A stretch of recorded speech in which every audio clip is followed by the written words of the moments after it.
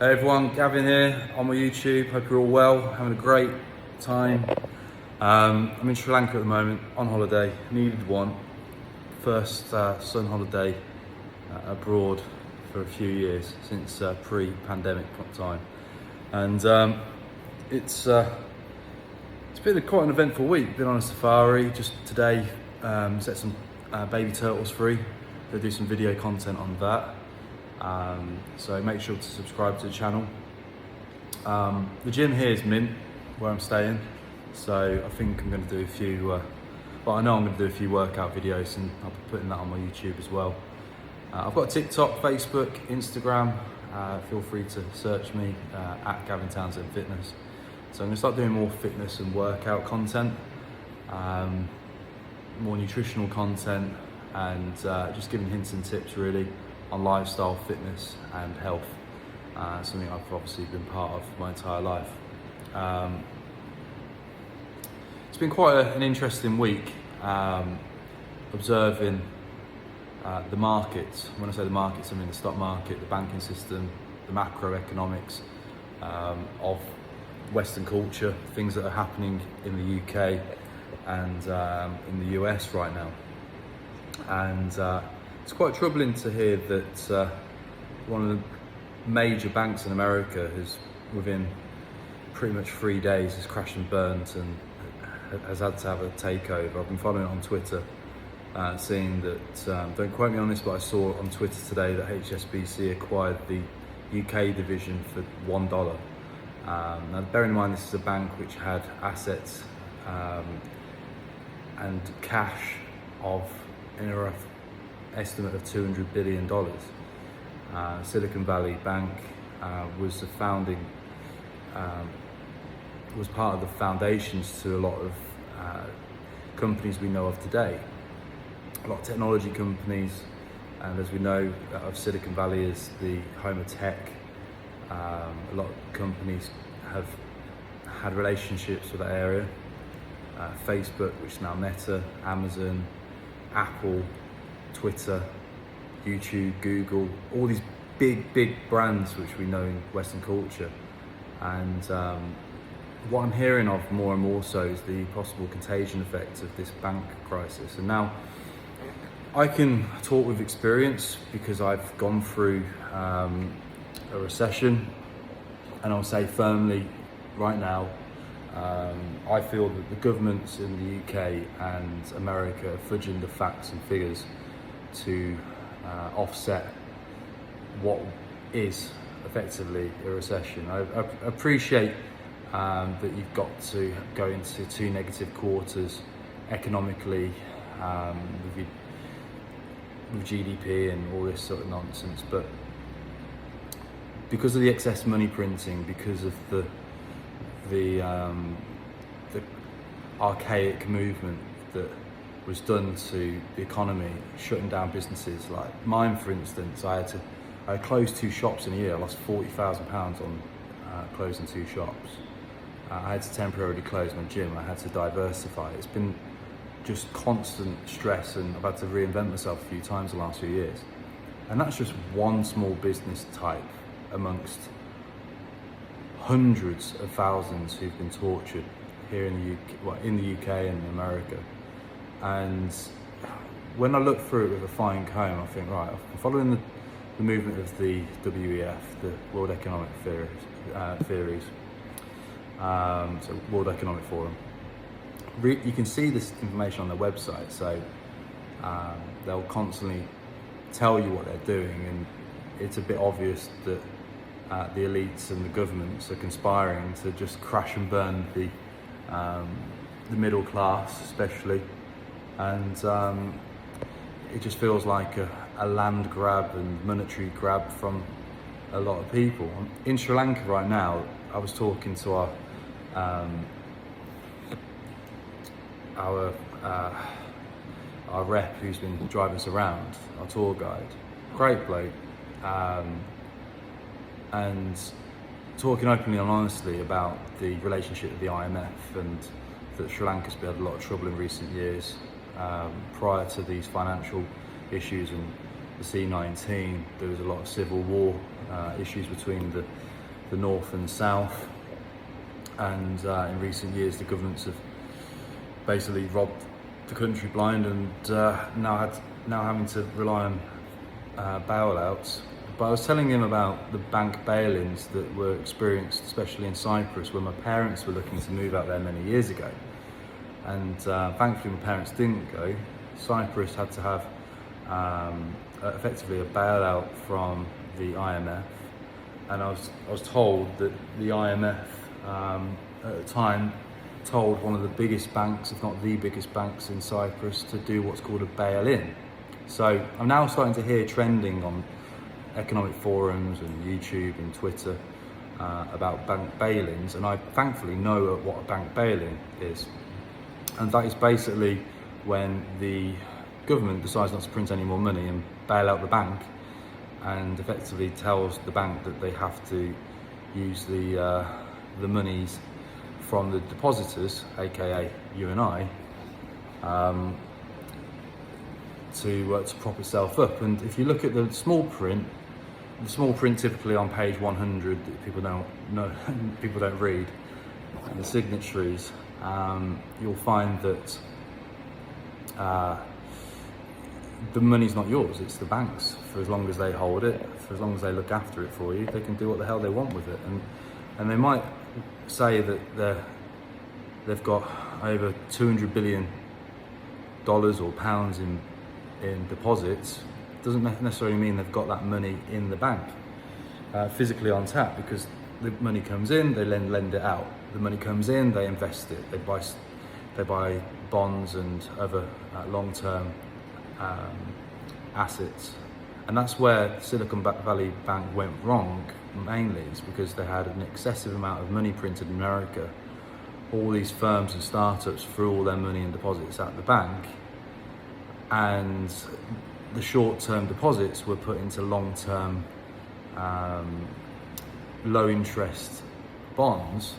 But then I'm assuming the bank didn't anticipate the likes of inflation to go up as it has, and that's going to be that bank crash after what we've seen in the crypto market and the likes of the FTX market. I firmly believe it's going to be the catalyst of the next economic crash, and I firmly believe it's going to be worse than 2008 that I experienced. I remember losing half my private clients in that period. I lost a lot of events. Thankfully I just sold my house, so I actualised profits from the property, put them into my businesses, further educated and did some travelling, so I invested in myself. And I remember the 2008 crash very firmly, because I was early 20s and I had it easy for quite a few years, and then suddenly I lost half my business within a few months. So it was a very painful period. And I think the problem is in Western culture especially, and definitely back home in the UK, is if I speak to anyone underneath the age of 35, I'd say 80% of people haven't really experienced the pain of a recession. And I'll say it firmly that a lot of them are ignorant to it as well, because it's happened historically in the past. They don't think it's going to happen again, and I'm seeing all the same warning signs and worse now, with inflation, with interest rates coming in higher to squash the inflation, with the war in Ukraine and Russia, with the issues with the oil supply and petrochemicals here in the UK and in Europe, with various sanctions on various countries which help the UK especially. Energy costs are going to go through the roof even more so. Food's going to go up even more so. I said last year that it's going to be food shortages. Guess what? In the last few weeks we've had a few minor food shortages. And we're only a small island in the UK, and we've got twice the population of Sri Lanka. And you see some of the poverty I see over here. It's terrible. And I think, unfortunately, we're going to see more of it in the UK. And we, like I say, as a culture, we're very arrogant. We don't think we're going to be subjected to such pains and frustrations. But the UK should have never been locked down. I know more people who've passed away, unfortunately, who've taken the vaccine I don't know a single person who's passed away from COVID. I appreciate if you personally do know someone, so I'm sorry to hear that if you do. But unfortunately, I know too many people who've passed away as a result of having the vaccine. I do firmly believe that the lockdowns are over-exaggerated. If you look at the correlations and the past pandemics, especially the Spanish flu, it was advertised to us like Spanish flu. It was nowhere near that. It was just like a bad year with flu. And you've got to look at the after effects now. You've got tens of thousands of people who cannot work because of illness, prolonged illness from being jabbed. You've got massive issues in society now with cost of living crisis. Now, with inflation going up and interest rates going up, there's going to be more job losses. And if a lot more middle class and skilled workers lose their jobs in the UK, there's going to be more and more issues. Now, I'm trying not to be all doom and gloom, but I feel that sometimes I need to just express my stresses and my frustrations and my concerns about the culture that I live in. It's been great to get away from it all for a few weeks, but with what I've been seeing and observing on the likes of Twitter and YouTube, and seeing all the noise suddenly fire up, and I've already had this gut feeling that we're going to go through what we're going to go through much worse than the 2008 crash. I firmly believe that things are going to get much worse before they get better. And I've been looking at the 70s and 80s inflation and interest rate issues where we had double figure interest rates. I've been studying history for the last 500 years. I'm currently reading the Ray Dalio book, and he founded the largest hedge fund in America. Makes a lot of sense about historical trends, and people get blindsided and don't prepare and don't plan.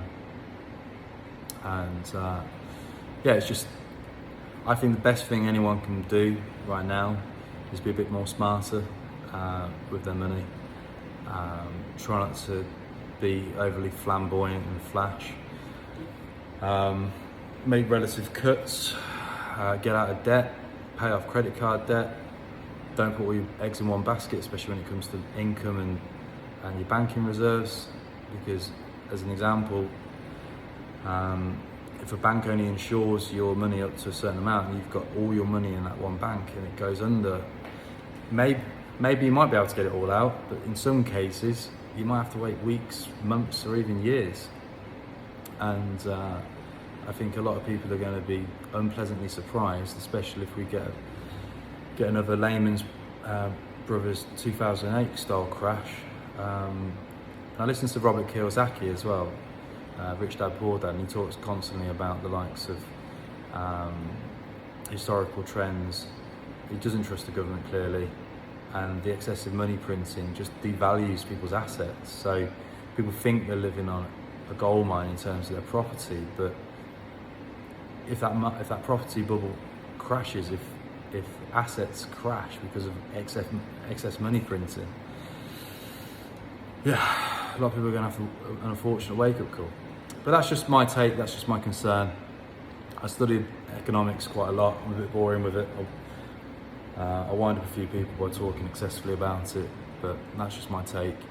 So my viewpoint on it is be safe, try and study the markets a bit more, wake up to the noise a bit more, understand the directions of the World Economic Forum, and also try and make sense of the noise.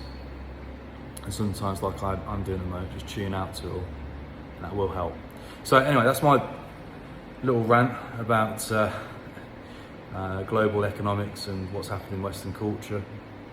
I am in Sri Lanka, I am having an amazing time. When I get back in the UK, it's going to be all about fitness for the summer, helping you all. And I plan to do more content on my various channels. So if you can kindly hit the subscribe button on my YouTube, if you're new to my channel here, if you could also follow us on likes of Twitter, Instagram, Facebook. It's all free, just free content. I do help people online, I do a lot of coaching. So I hope you enjoy the content. Have a great day, and I'll speak to you soon.